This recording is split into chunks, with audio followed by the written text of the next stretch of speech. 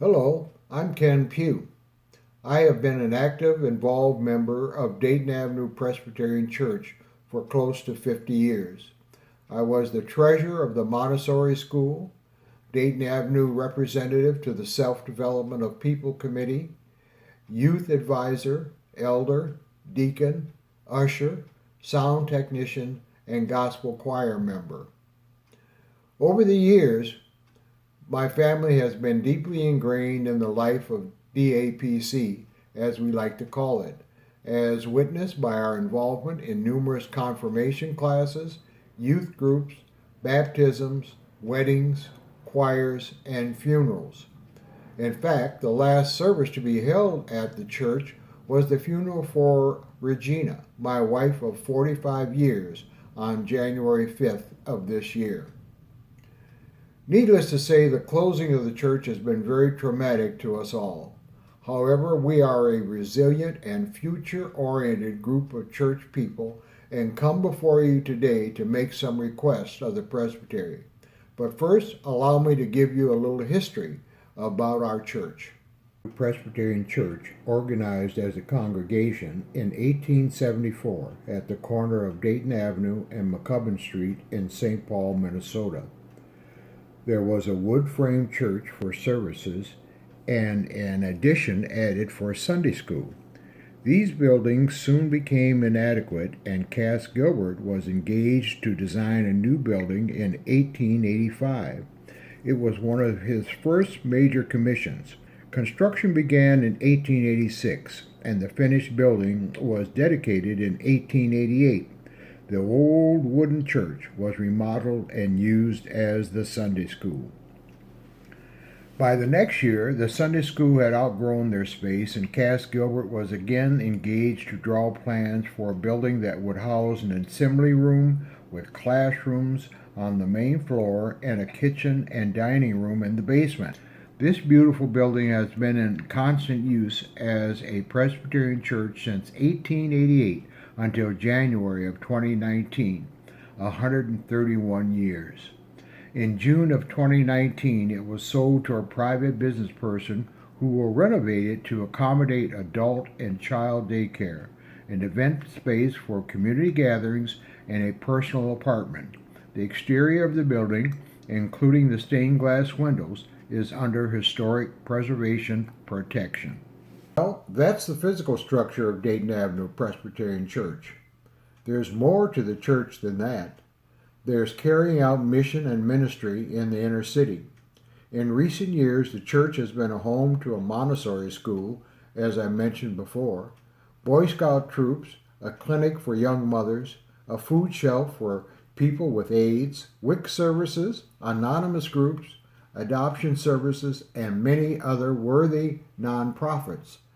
There have been concerts and organ recitals open to the public. One mission that grew out of community work with House of Hope Presbyterian Church was the clothing closet, first started to answer a need for school clothes for children. Here is Ruthiana Fink to share more about that. My name is Ruthina Fink, and I'm the daughter of Arthur and Martha Sternberg. My parents started the Dayton Avenue Church Clothing Center probably in the mid-1970s.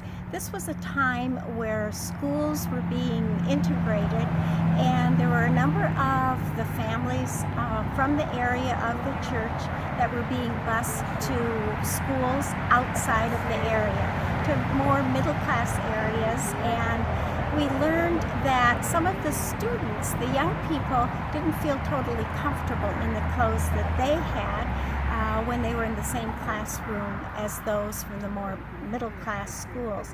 So the church began thinking about this. How can we meet this need? So the clothing center was started.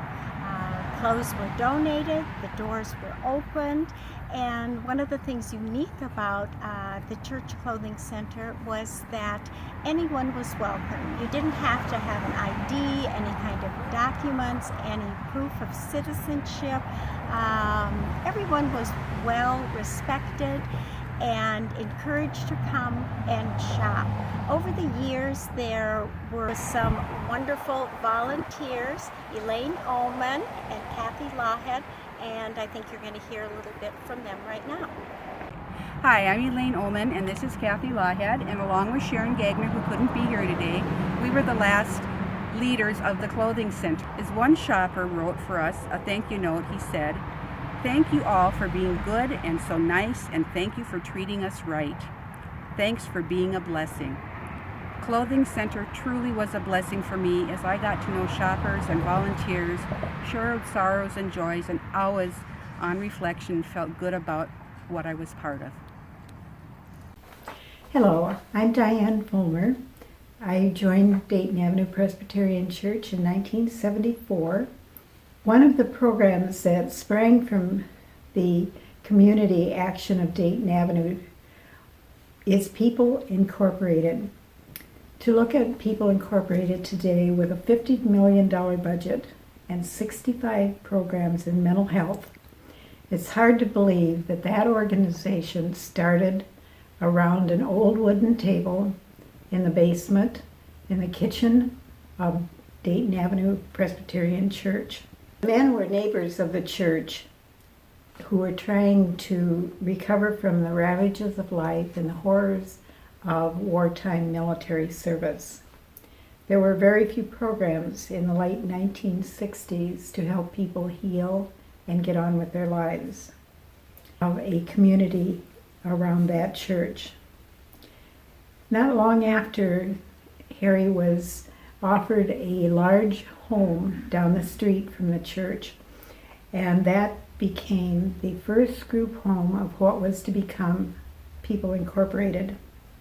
The program was named Dayton House for the street that it was located and emphasized sobriety, but very quickly we learned that there was a mental health component to the recovery for these men.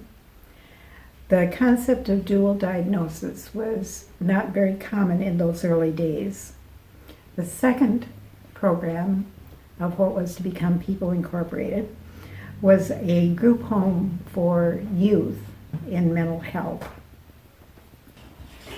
Back in those early years, we did not dare to dream that People Incorporated would get to a place of helping so many. It took not only a village, it took the whole city to move People Incorporated through infancy into the start of stability. But it was a remarkable group of people at Dayton Avenue Church who said in 1969 they would dare to make this leap to start a nonprofit to provide life-saving and life-supporting services to our neighbors. We pray those services continue. Dayton Avenue Presbyterian has a long history of preparing its members and friends for ministry. Reaching back into the history, early 1900s, the son of the first pastor of our church, Dr. Morris Edwards, became a missionary serving in China for many decades. In the years prior to my arrival in 1985, reaching back into the 60s, Dayton Avenue and its pastors mentored numerous ministerial interns. My 30-year tenure at Dayton Avenue Presbyterian, at least 6 students interned with the congregation and went on to ordination in the PCUSA or in ministerial associations for chaplains. Dayton Avenue has also served as a launching pad for ministry. In addition to official internships and sponsorship, Dayton Avenue has also served as a place of discernment and exploration for ministry. Dayton Avenue provided a springboard for a very different type of ministry to member Mel Duncan, founder and executive director of the Nonviolent Peace Force, when in the 90s the congregation awarded DAPC's peacemaking offering to Mel so that he could travel and participate in an international conference held at The Hague. While there, Mel connected with several like-minded folks, and from their preliminary conversations and planning, the Nonviolent Peace Force took place as an unarmed NGO trained to intervene in conflicts internationally to resolve conflict between warring parties. MP has succeeded in fulfilling that vision now for 25 plus years in numerous places around the world, and it got its jump start at Dayton Avenue Presbyterian. DAPC also helped some notable musicians early in their career. Over the years, we identified other needs that we could meet. With our pastor's help, we added these services: healing prayer services for individuals and families, healing worship services for the congregation, contributions to All Saints' Day, nursing home visits, emergency financial assistance for members. We made and distributed thousands of handmade pocket prayer shawls, which supported many individual ministries in the congregation.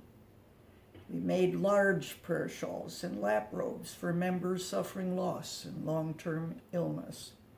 We sent memorial cards to church families a year after their losses.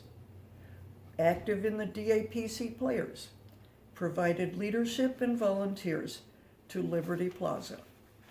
Thank you for viewing our work and our service. It's been an honor to tell our story.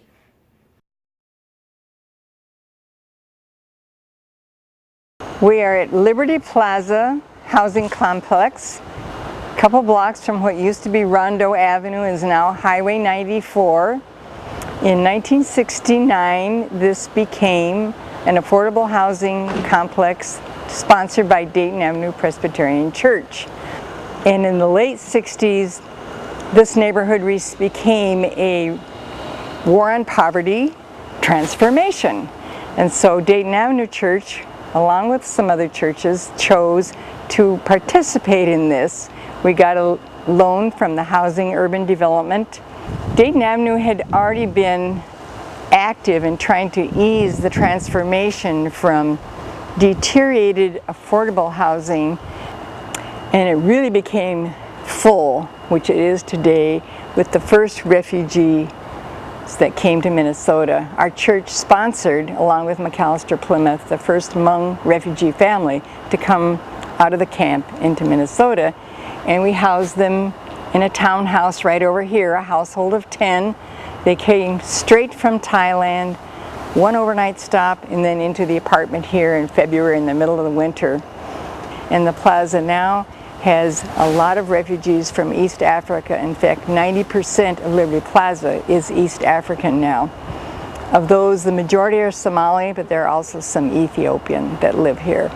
So we have a community, we have playgrounds, we have people that live here that feel safe in this community. One of the things that made this a real community and not just houses that you live in is the early resident managers started services, started English second language classes, English language learner classes. These evolved in the community center to extensive services with job search, after-school tutoring for children, after-school programs for children, and English language learning. 4 of the Somali women were certified to be translators through these services programs.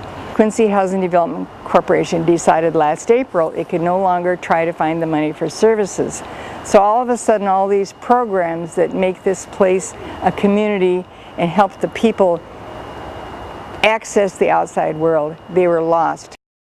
In the days of long light and warm summer months, the Liberty Plaza playgrounds are full of children. But as dark sets in and cold, the children of Liberty Plaza come home to an empty house with working parents.